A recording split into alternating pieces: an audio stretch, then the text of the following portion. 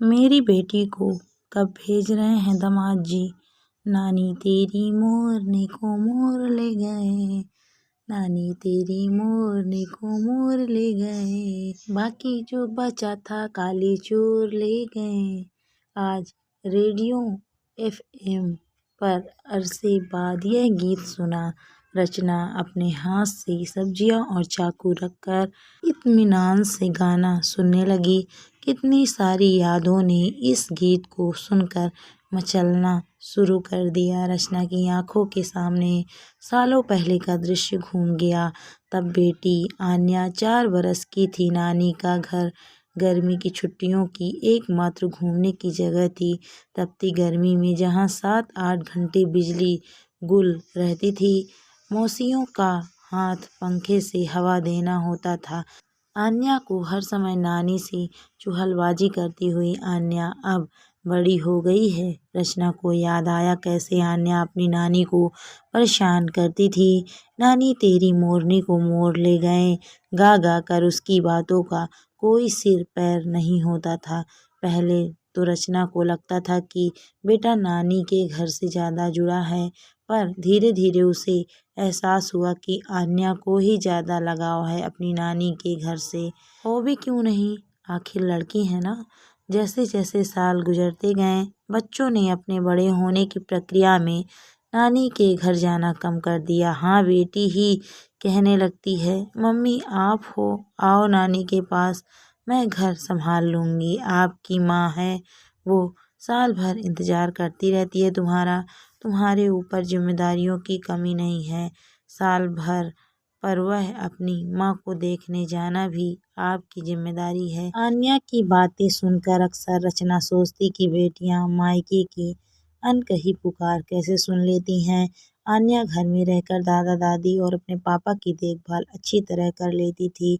अब जब से आन्या बाहर चली गई पढ़ने, उसका मायके जाना भी कम हो गया। उसके पीछे कौन संभालेगा घर। कभी गई भी तो आनन फानन में लौटना पड़ता। देखते देखते दोनों भाई बहन बड़े हो गए, उनकी स्कूलिंग खत्म हो गई, पर मई आते ही माँ का पूछना कब आएगी खत्म नहीं हुआ। रचना माँ को समझाने लगी थी कि उसके घर में बहुत मुश्किल हो जाती है बाहर चले जाने से। माँ तो माँ ही थी। दामाद के पास झट फोन घुमा देती, कब भेज रहे हैं रचना को, और फिर रचना के पति का ताना देना शुरू। इन सास दामाद के झगड़ों में नहीं पड़ती थी रचना। कुछ साल पहले वैसे ही फोन आया था माँ का, कब आएगी घर, बड़ी निरीह आवाज़ लगी। उस दिन माँ की, आती हूँ माँ, गेहूँ जानने के लिए रखे हैं, अचार बनाना है। आन्या कॉलेज की छुट्टियों में आने वाली है, शायद नंदे भी आए इस बार। अब निपटा लूँ फिर आती हूँ, रचना ने माँ को समझाया। ठीक है, देख मैंने गोभी गाजर का अचार, नींबू का मीठा अचार और चिप्स बना कर रखे हैं आन्या के लिए, तू जल्दी आकर लेती जाना। माँ मास्टर थी ये सब बनाने में। कुछ दिनों के बाद ही उनकी कैंसर के लास्ट स्टेज में होने का पता चला। 6 महीनों के अंदर ही चली गई वो। अब गर्मी की छुट्टी में कोई फ़ोन नहीं करता, अचार बड़ी चिप्स ले जाने की फरमाइश भी कोई नहीं करता। माँ का चले जाना मानो मायके का छूटना हो गया। घर पर छोटा भाई भाभी हैं, बगीचा अब भी है, बस फूल नहीं है पहले जैसे। अब गर्मी कुछ ज़्यादा ही पड़ने लगी है या चुभने लगी है, बिना एसी के रहा ही नहीं जाता। हर बार गर्मी यही सोचकर बीत जाती है कि अगले साल जाऊंगी। ना सही समय आ पाया और ना ही जाना हुआ। शाम को आन्या से बात होने पर इस गीत के बारे में बताकर उसे पुराने दिन याद करवा रही थी। रचना, आज ना नानी तेरी मोरनी वाला गाना सुना मैंने रेडियो पर, तुझे याद है कैसे चिढ़ाती थी नानी को। आन्या पता नहीं कौन सा जादू जानती थी, वो सारा अनकहा सुन लेती थी जो रचना कह नहीं पाती थी।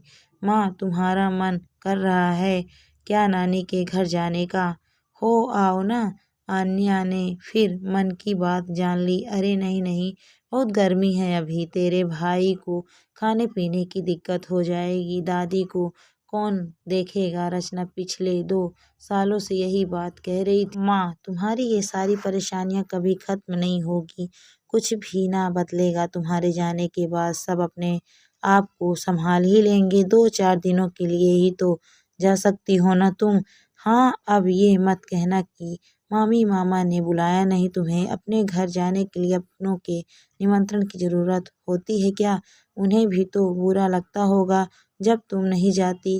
कौन सा हमेशा के लिए जाना है? कुछ दिन अपने मायके में अपने घर पर रह कर आओ ना। आन्या को रचना यूं ही नहीं जादूगर कहती। कैसे उसके मन का कोलाहल पकड़ लिया उसने। सच में इंतजार ही तो करती रही वह 2 सालों से भाई भाभी के बुलाने का। पर आखिर क्यों बुलाएंगे वो?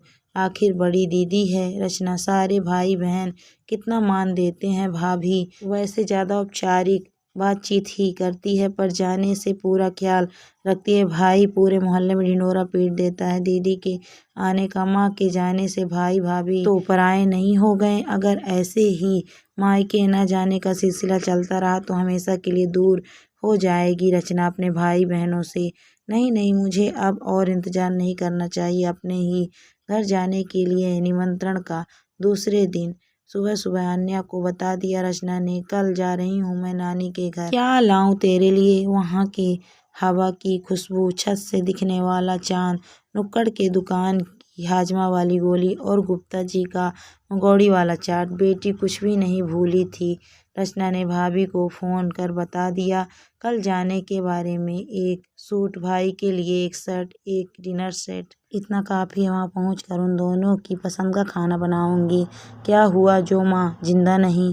उनकी उपस्थिति तो उस घर के कोने कोने में है। उनकी पुरानी अलमारी, अटैची, एल्बम, शोकेस सभी तो है वहाँ जिसमें उनकी जान बसती थी। बस झटके के साथ रुकी, तब आँख खुली। रचना ने, अरे इतनी जल्दी आ गया घर? हाँ, अब तो रोड काफ़ी अच्छी बन गई, लाइट हो गई तो ठीक, नहीं तो रात को छत पर सोऊंगी आज बहुत सालों के बाद। माँ देखो मैं आ गई। आन्या ने मांगा है नींबू का अचार तुमसे, तुम सुन तो सकती हो ना? दोस्तों, कहानी आपको कैसी लगी कमेंट करके ज़रूर बताइए। कहानी अच्छी लगी तो वीडियो को लाइक शेयर करें। अगर आप मेरे चैनल पर नए हैं तो प्लीज़ मेरे चैनल को सब्सक्राइब भी करें। Thank you for watching my video.